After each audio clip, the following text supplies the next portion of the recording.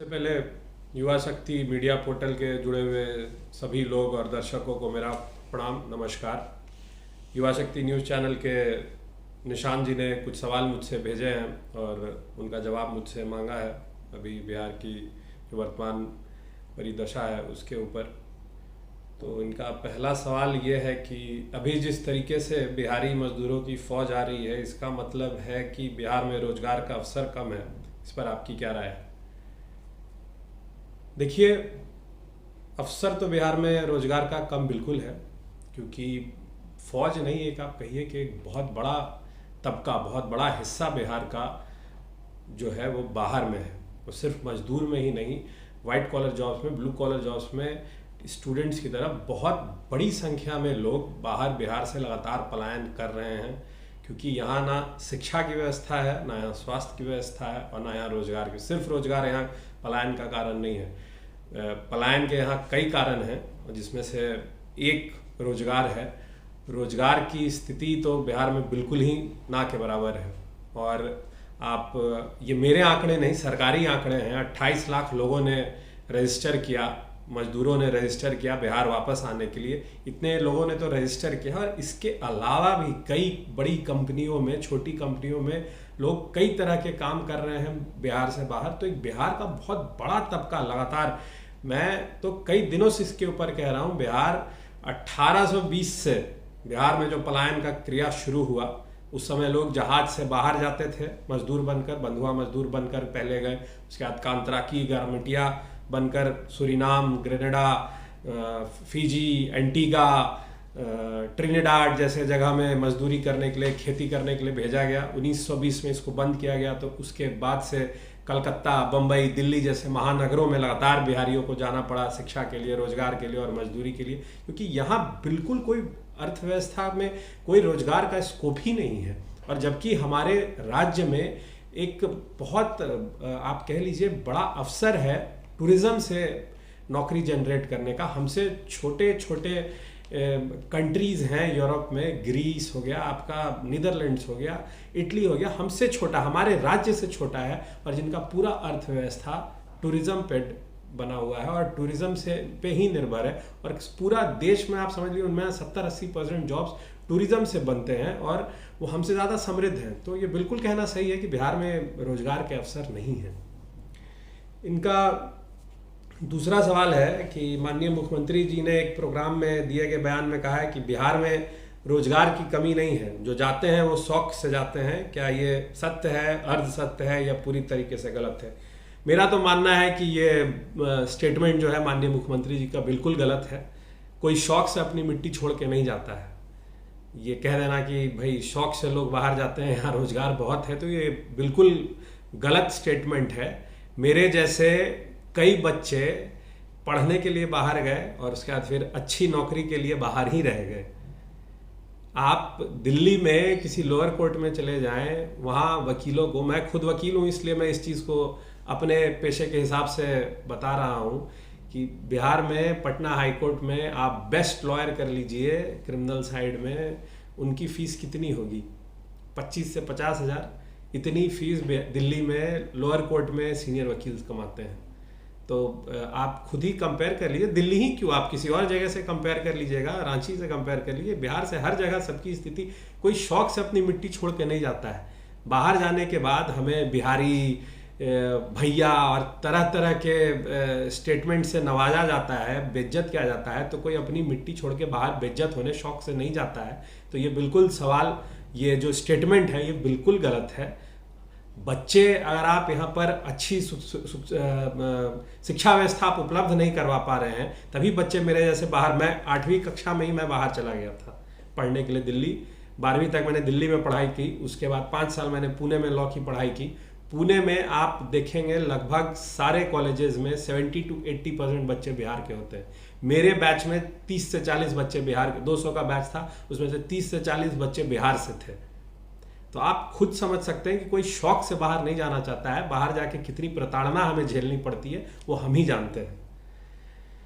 इनका एक और सवाल है, तीसरा सवाल है कि छात्रों का, मजदूरों का, उद्योगों का पलायन, सबका पलायन ही हो रहा है। तो नीतीश कुमार जी जनता कौन से मुद्दे पर चुनती है। ये तो भाई बात आपकी बिल्कुल सही है कि छात्रों का, मजदूरों का, उद्योगों का, जैसा कि मैं भी कह रहा था कि यहाँ सिर्फ मजदूरों का पलायन नहीं है, यहाँ छात्रों का ही पलायन होता है, क्योंकि अच्छे आपके कॉलेजेस नहीं है, अच्छे स्कूल्स नहीं है आपके पास।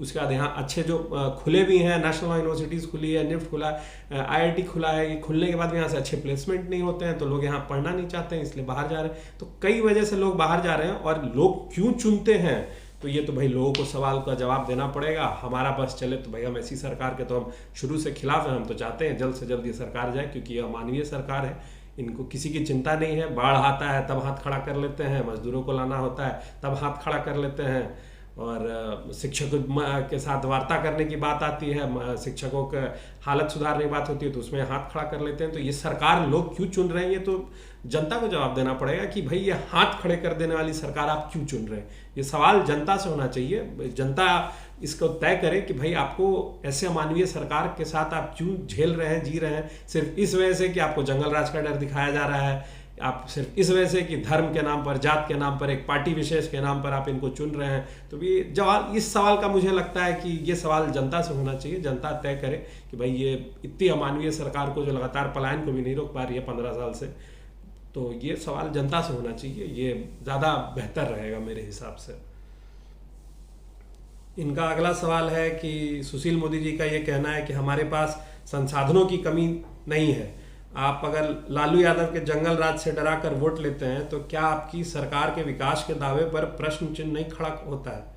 बिल्कुल प्रश्न खड़ा होता है। मैं तो कह ही रहा हूँ कि ये आप कोई भी सवाल इस सरकार से करेंगे तो कहते हैं 15 साल पहले क्या था, जंगल राज था। तो कब तक जंगल राज के भय से हम इस हाथ खड़े कर देने वाली सरकार को झेलें? संसाधन क्या आपके पास अगर कमी नहीं है तो भाई आप क्यों नहीं लोगों को वो बेहतर शिक्षा, बेहतर स्वास्थ्य, बेहतर इंफ्रास्ट्रक्चर, किसानों के लिए अच्छे वेल स्टोरेज और बाजार का और रोड की, आप कहते हैं कि भाई बिजली हर जगह हो गया, रोड हर जगह हो गया। तो छोटा सा उदाहरण देता हूं मैं आपको। आप नवादा जाएंगे जब, तो नालंदा में बड़ी अच्छी रोड है, बगल में जहानाबाद में रोड है ही नहीं। आप गया जब जाएंगे तो NH की क्या हालत है, वो यहाँ पटना हाईकोर्ट के जज साहब भी झेल चुके हैं कि गए गाड़ी से और लौट के गया से ट्रेन से आए। तो अगर संसाधन की कमी नहीं है तो ऐसा दो व्यवहार, सौतेला व्यवहार बाकी जिलों के साथ क्यों? मेरा सवाल तो ये है उनसे। आपके पास संसाधन है, मैं बिल्कुल कह रहा हूँ आपके पास संसाधन है, बस आप काम नहीं करना चाहते हैं। आप जनता की भलाई के लिए कुछ नहीं करना चाहते हैं, आप सीधे हाथ खड़ा कर देते हैं। आप कहते हैं, नीतीश जी का ही स्टेटमेंट है कि भाई इट्स अ लैंडलॉक्ड स्टेट, इसलिए यहाँ पे इंडस्ट्रीज नहीं खुल सकती है। तो अगर ऐसा है तो भाई आज़ादी के बाद श्री बाबू के समय में इतनी फैक्ट्रियाँ हैं, कैसे खुली थी? मेरा तो सवाल ये उठता है। मैं तो इसीलिए कह रहा हूँ संसाधन की तो कमी सही में नहीं है। मोदी जी, सुशील मोदी जी की बात बिल्कुल सही है, संसाधन की कमी नहीं है, बस आप में काम करने का मन नहीं है। आप जनता को कोई सुविधा नहीं देना चाहते हैं, आप अपने स्पेसिफिक लोगों को फ़ायदा देना चाहते हैं, आप स्पेसिफिक जो सरकार के नुमाइंदे हैं उनको फ़ायदा देना चाहते हैं, अपने पार्टी के कुछ नुमाइंदों को फ़ायदा देना चाहते हैं। आपको जनता से कोई मतलब नहीं है। संसाधन आपके पास है, आपका जंगल राज के नाम पे आप वोट क्यों लेते हैं, तो ये तो जनता को तय करना पड़ेगा कि कब तक जंगल राज के डर से, के नाम से इस हाथ खड़े कर देने वाली सरकार को लगातार चुनते रहेगी। इनका अगला सवाल यह है कि जिस तरह से नीतीश कुमार 17 साल से बिहार में सरकार चला रहे हैं और औद्योगिक विकास नहीं हुआ है, ये चूक कहाँ हुई और क्यों? देखिए, चूक तो हुई है। औद्योगिक विकास तो अभी तक आराम से अगर कोई भी सरकार चाहे तो बिल्कुल कर सकती थी। हमारे पास संसाधन है, सब कुछ है, हमारे पास एक बड़ा ह्यूमन रिसोर्स फोर्स है, मगर सरकार क्यों इसके ऊपर चूक कर रही है, ये तो सरकार जवाब देगी। मंशा उनकी क्या है, ये तो आप भी देख रहे हैं कि जनता के प्रति अमानवीय मंशा है, तभी तो सरकार यहाँ कोई विकास का काम नहीं कर रही है, बस ढिंढोरा पीट रही है कि 15 साल पहले ये था, 15 साल के बाद ये हो गया है, बस कागजों पे, आंकड़ों में, सड़क पे तो मुझे नहीं दिखता है कहीं इनके। ये मैं मगर ज़रूर मानता हूँ, मैं इस चीज़ का मैं बिल्कुल नेगेटिव नहीं कहता हूँ, जिस चीज़ में सच्चाई है मैं उस चीज़ को मानता भी हूँ। जब इनकी पहली सरकार आई थी तो ज़रूर सड़कों का जाल बिछा था, बिजली की व्यवस्था सुचारू हुई थी, अपराध में भी कमी आई थी, मगर बस पहले 5 साल, उसके बाद से जो इनका स्थिति दवाडोल हुआ, वो पिछले 10 सालों में तो मुझे नहीं लगता है कि कुछ खास बिहार का विकास हुआ। इसलिए चूक कहाँ हुई ये तो सरकार और सरकार के नुमाइंदे जवाब देंगे। रूढ़ दलों के लोग जो हैं, जो सत्ता में इतने साल से काबिज हैं, वो लोग इसका ज़्यादा बेहतर जवाब दे सकते हैं हमसे। आखिरी इनका सवाल है कि बिहार में वर्तमान की सरकार से बेहतर विकल्प कौन हो सकता है। बेहतर विकल्प कौन हो सकता है? बेहतर विकल्प वो हो सकता है जो लोगों के लिए काम करे, जो हमें अच्छी शिक्षा व्यवस्था मुहैया कराए, जो हमें अच्छे स्वास्थ्य की व्यवस्था उपलब्ध कराए, जो हमारे लिए रोजगार की व्यवस्था उपलब्ध कराए, जो हमारे किसानों के सिंचाई की अच्छी व्यवस्था उपलब्ध कराए, जो हमारे किसानों को स्टोरेज की अच्छी फैसिलिटी दे, हमारे किसानों को बाजार तक उनके सामान को ले जाने के लिए सड़कें अच्छी मुहैया करवाएं, एक बिचौलियों को ख़त्म करें बाजार से। अभी क्योंकि हाल में ही अखबार के द्वारा ही मैं पढ़ रहा था कि अभी जो सरकार ने अनाज खरीदने के लिए कृषि विभाग के अफसरों को तैनात किया है प्रखंडों में, उसमें भी बिचौलिए 2 से 3 हज़ार रुपये, 4 हज़ार रुपये, कहीं 5 हज़ार रुपये, मोकामा में, आपका पटना ग्रामीण में बिचौलिए हर जगह सक्रिय हैं। और सरकारी खजाने में से जो पैसा लोगों के लिए, किसानों के लिए है, वो उनके जगह बिचौलियों के पास जा रहा है।